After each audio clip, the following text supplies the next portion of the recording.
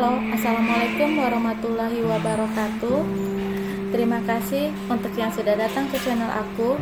Kalau belum subscribe, tolong jangan lupa di subscribe, kemudian bunyikan lonceng, dan jangan lupa kasih like serta komentar biar aku makin semangat ya.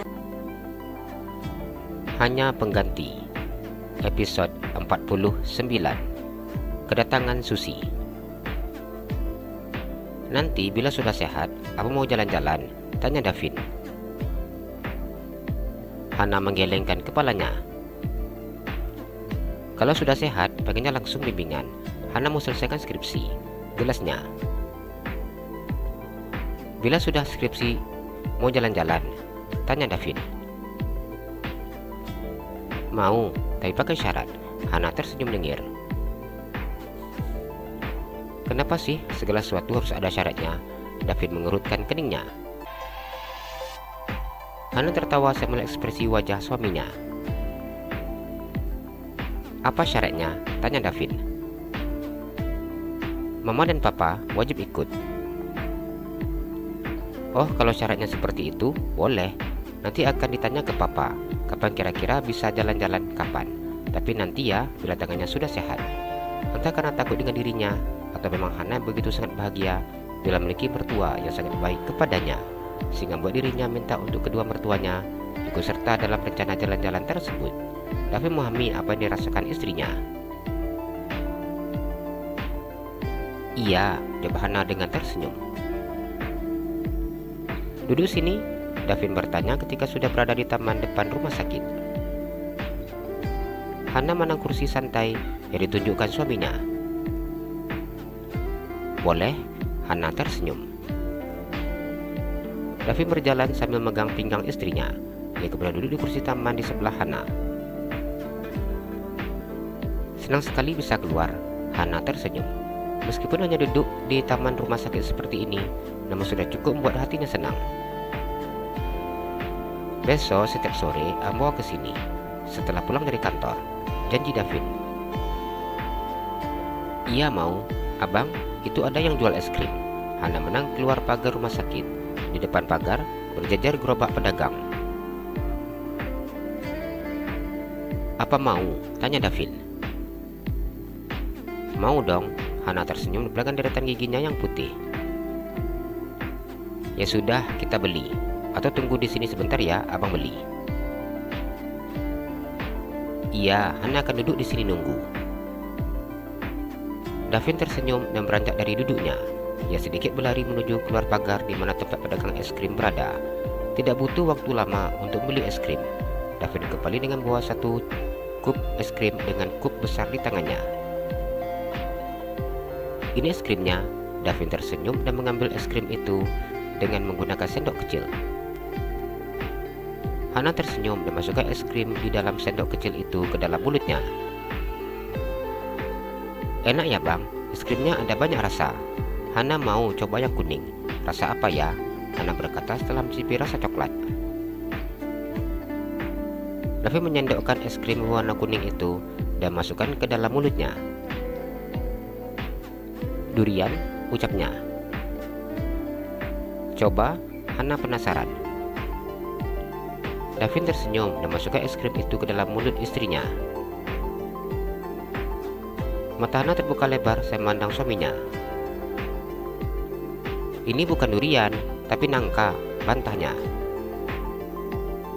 Davin tertawa saat mendengar protes istrinya.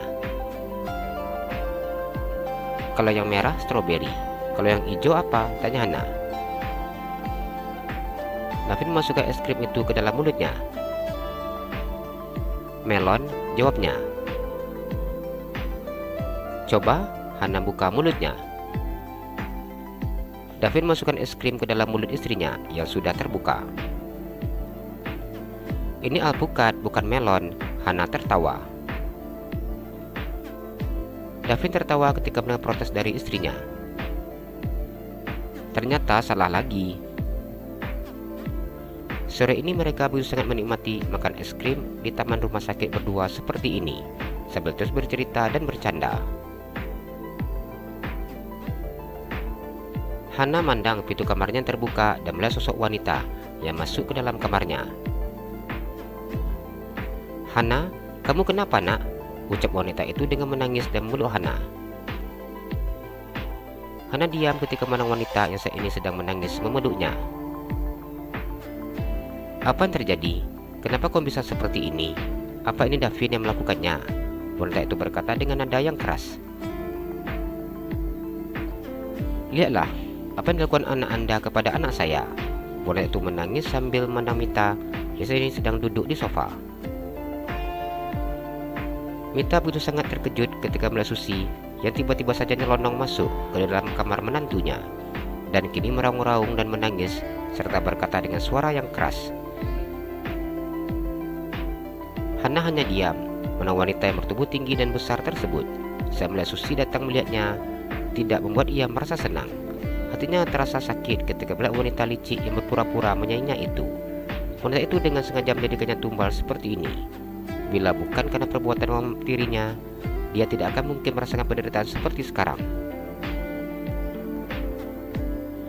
"Hana, cerita sayang, cerita sama mama nak. Kamu kenapa? Kamu diapakan Davin? Apa dia tidak perlakukanmu dengan baik?" Wanita itu menangis dan berkata dengan nada suara yang tinggi. "Ibu Susi, sebenarnya ibu tenang dulu. Mari duduk," ajak Mita dengan sangat sopan. "Bagaimana saya bisa tenang bila melihat anak saya diperlakukan dengan tidak baik? Lihatlah apa yang telah dilakukan oleh anak kalian. Dengan sangat kejamnya dia melakukan hal ini kepada anak saya." Susi menangis. Hana memandang mama tirinya dengan tatapan yang penuh rasa kebencian dan juga jijik. Wanita itu sangat pandai bersandiwara. Apa yang dilakukan wanita itu kepadanya tidak akan pernah dimaafkan Hana begitu saja. "Kasih tahu mama, Hana kenapa?" Susi memegang bahu Hana dan ingin menggoyangnya, namun dengan cepat Mita menolak tubuh besar wanita tersebut. Meskipun tubuhnya langsing, namun tenaganya cukup kuat menolak tubuh besar milik Susi. "Kenapa Anda menolak saya?" Susi bertanya dengan mata yang melotot. Ia berharap mendapat keuntungan dari musibah yang menimpa Hana. Saat ini tangan Hana sedang sakit. Dokter melarang agar tangannya tidak digerakkan. Tapi Ibu Susi dengan seenaknya memegangnya dengan keras. Mita marah. Hana merasa sangat senang ketika mendapat pembelaan seperti ini dari mama mertuanya. Hingga rasanya ia mengeluarkan kalimat kasar dari mulutnya dan memaki mama tirinya. Namun Hana menahan hal itu mengingat saat ini ada mama mertuanya yang akan mendengar setiap kalimat yang dikatakannya. Harinya amat senang dan merasa benar-benar terlindungi oleh mama mertuanya. "Aku terjatuh di kamar mandi, Ma," jawab Hana dengan tersenyum mengangkat sebelah sudut bibirnya. Susi diam saat mendengar ucapan Hana. "Anda sudah mendengar jawaban Hana?" tanya Mita. "Jangan bohong, Davin pasti yang melakukan ini. Dia pasti melakukan kekerasan terhadap Hana. Cerita dengan mama nak, tidak usah takut." Susi semakin marah dan merenggang suaranya ketika mendengar pengakuan dari Hana. Jalan-jalan ke Pekanbaru, jangan lupa beli sepatu. Kalau kamu suka channel aku, please subscribe aku. Terima kasih.